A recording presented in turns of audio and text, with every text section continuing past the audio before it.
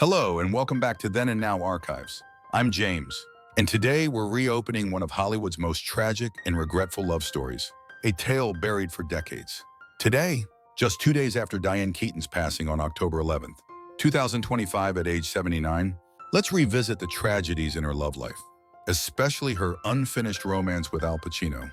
A genuine story, full of tears and regrets, told through the lens of memories verified from their own memoirs and interviews. Diane Keaton and Al Pacino. They met on the set of The Godfather and loved each other so deeply that it became a legend.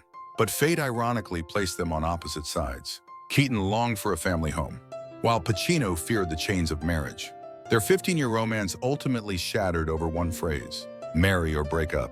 After her passing, the words Diane Keaton once said about Al Pacino have left the world choked up. Perhaps that's her way of finally speaking out. Not through a new interview, but through the honest memories she once wrote down. Those are words filled with love, noble acceptance, and the regret of not being able to change the one she loved. Join Then and Now Archives as we explore the truth behind the real-life romance of Michael Corleone and Kay Adams. Don't forget to subscribe to Then and Now Archives right now so you don't miss deep and emotional behind-the-scenes film stories like this. Let's get started. There are love stories born under the bright spotlights of Hollywood. But their tragedy lies in this: that light is too intense, illuminating the invisible boundaries that two people cannot cross together. That's the story of Diane Keaton, the woman of freestyle and intellect, an icon of independence who conquered an Oscar with her unforgettable role in Annie Hall, 1977.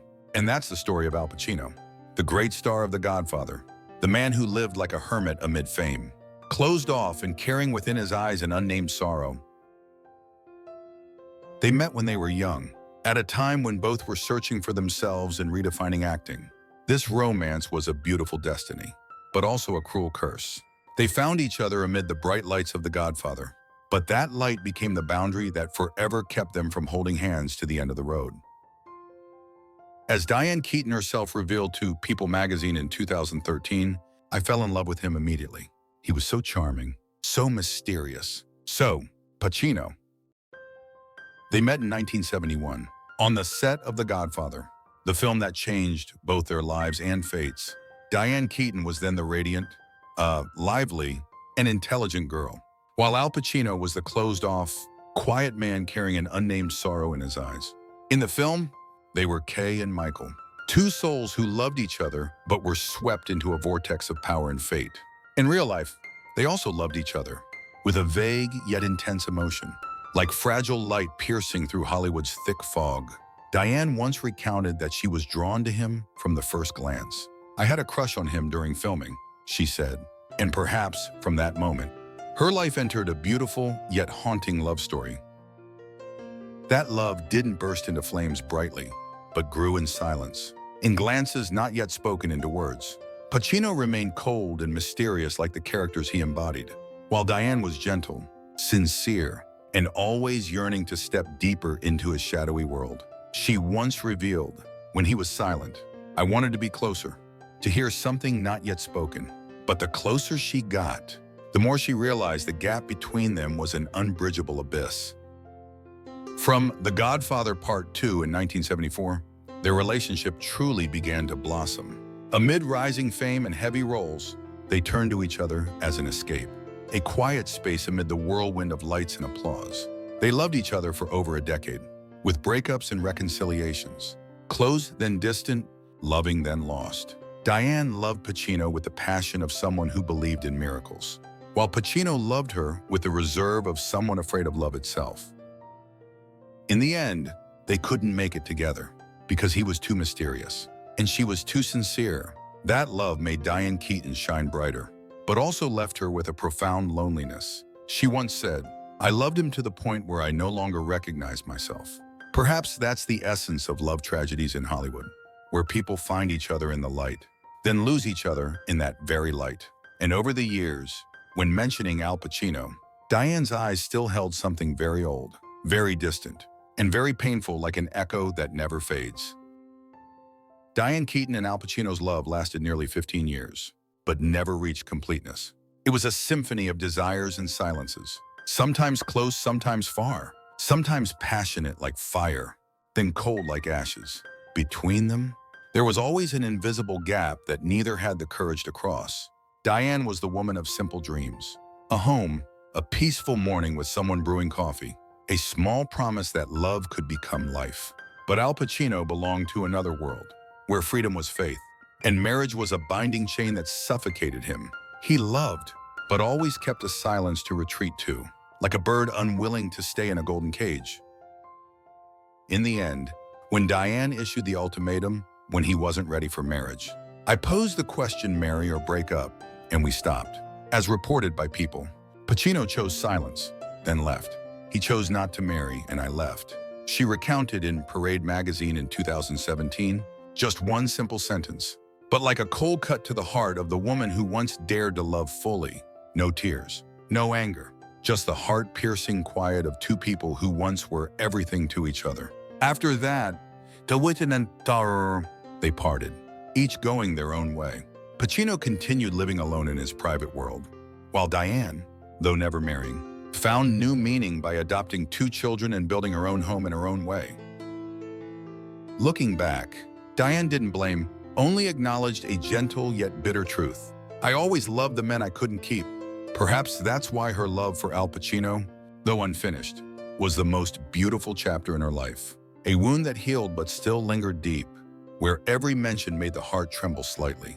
And amid old films, amid Kay's gaze at Michael in The Godfather, people still see the sorrow of a woman who loved to the utmost, but in the end was left alone in the emptiness of an unfinished love song. After the breakup, Diane Keaton and Al Pacino both chose a life without marriage, as if they had given their deepest love to each other, and no one else could fill that void. Diane found another fulfillment, not in a man's arms, but in single motherhood. I see myself as not suited for marriage, and I'm glad I didn't. Shared with People in 2019, she adopted 2 children, Dexter and Duke, then lived a quiet life, sparkling with wisdom and independence. But loneliness still crept in somewhere in every frame. She once said, "I loved a few wonderful men, but perhaps I loved loneliness more than them." Perhaps that's how she learned to survive after a love too great. As for Al Pacino, the man who once made Diane love to the point of unbearable, he remained his solitary self. He had other lovers, children, but never once stepped into the aisle.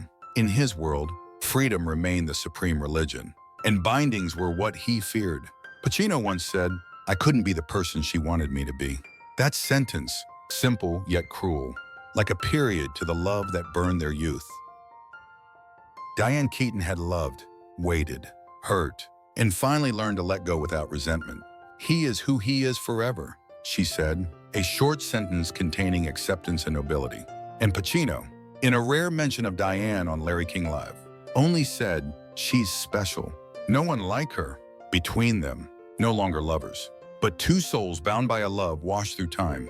A love without desire, without possession, only quiet gratitude.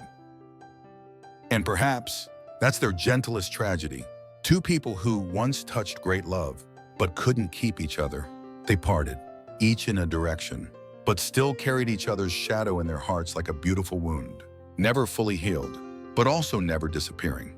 That love, though incomplete, still lives in old glances, in old films, and in the memories of 2 hearts that loved to the utmost.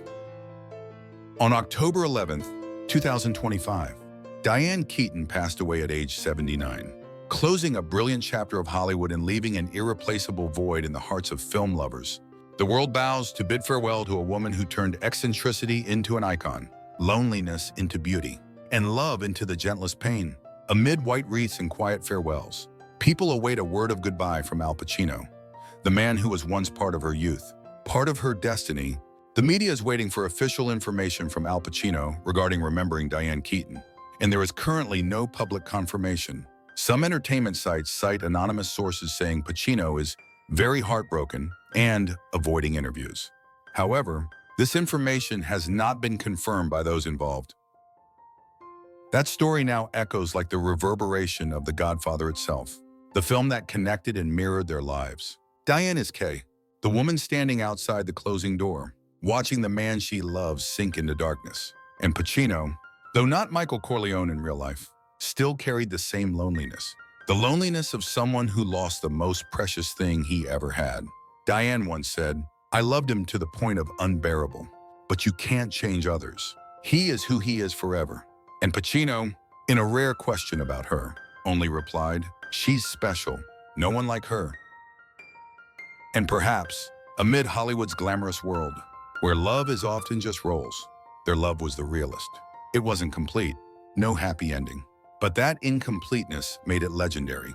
Now, as Hollywood's lights continue to shine brightly, people believe that somewhere between darkness and light, Diane is still smiling gently, free and quiet, as she once loved Al Pacino with all her heart. Though separated for over 3 decades, Diane Keaton never truly let Al Pacino go from her heart. In her small, sun-filled home in California, stacked with books, photos, and memories of an artist's life, she kept a quiet corner for the past.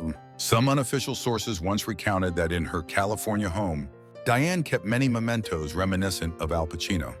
This detail has not been confirmed by the press, but fans see it as a symbol of enduring love. No one knows how long she kept it, only that the photo was never moved, like a silent witness to a love that never fades. Those close to her recounted that whenever she sat writing, Diane would gently look up, letting her eyes rest on that familiar face. There were afternoons when she smiled softly, a smile mixed with fond memory and gratitude. There were also times when her eyes dimmed, as if listening again to words not fully spoken from distant years of The Godfather. In her memoir, Then Again 2011, she once wrote, "I tried so hard, but perhaps that's the best way for both. Perhaps that's how she comforted herself." Because Diane understood that some loves don't need a perfect ending, just to be kept in memory with all gentleness. That photo, amid the sun-filled room, wasn't just a memento. It was part of Diane's soul, a whisper sent back to the man she once loved to the utmost. It wasn't just a keepsake, but proof of a beautiful love, though incomplete, a part of Diane's youth that she carried throughout her life. It's hard not to feel moved after hearing Diane Keaton's final words.